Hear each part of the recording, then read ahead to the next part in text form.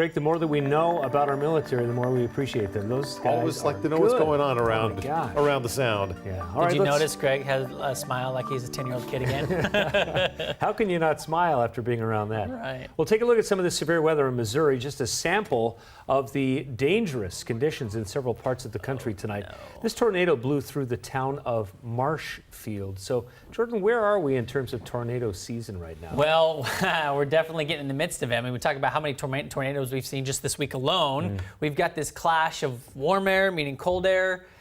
It's definitely that time that we talk more and more about the tornado outbreak in the middle part of the country. Meanwhile, for us, we've been going up and down. We just technically don't get any of that severe weather here locally. We're lucky if we can get a thunderstorm to develop, which we've been noticing some lightning strikes on the radar here once in a while, but we just haven't heard much here locally, at least west side of the state of Washington. We have seen a little bit of that activity around Oregon, and we have some instability, but just nothing like they've got going on in the middle part of the country. Now, for us locally, storm's going to be sliding south, and as that happens, we begin to clear up. And in fact, conditions continue to enhance the next couple of days. So here's a look at tonight. Notice a cloud cover dissipating a bit. I do have us seeing more sunshine tomorrow. With that being said, there will still be some clouds present just because that storm system in Oregon is so close by, and there's still enough moisture left where up in the mountains we can maybe see a couple of these showers develop and maybe an isolated thunderstorm. Not a lot, but very isolated, and we're going to keep it confined to most of the mountain areas. It'll try to spin off and work its way closer to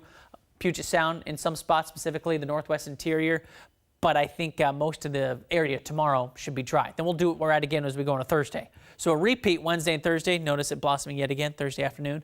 We go into Friday, more of what I call a northwesterly flow, and as that happens, we will bring back chances for some light rain for everybody as we start the weekend. So more sunshine tomorrow, back in the 70s for a couple of days, and then we'll watch out for those mountain thunderstorms potentially as we head into this week and this weekend. Now, the good news is, even though we've got showers on and off, we've got what we call a ridge of high pressure building in the eastern Pacific. This is great when we look at the timing, okay? So this is Friday at 8:30.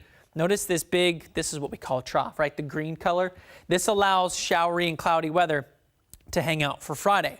But we roll the timestamp forward, the yellows, the oranges, they start to work their way back into the Pacific Northwest. And as that happens, conditions for us locally get better. So weekend is actually looking pretty nice if you want to get out and about and do something fun. Speaking of which, I wanted to get you updated on some weekend getaways, whether you're going to the San Juans, wine country in central and eastern Washington, Lake Chelan or the coast. Forecast is looking pretty good. Chelan area could see one of those isolated thunderstorms develop on Saturday.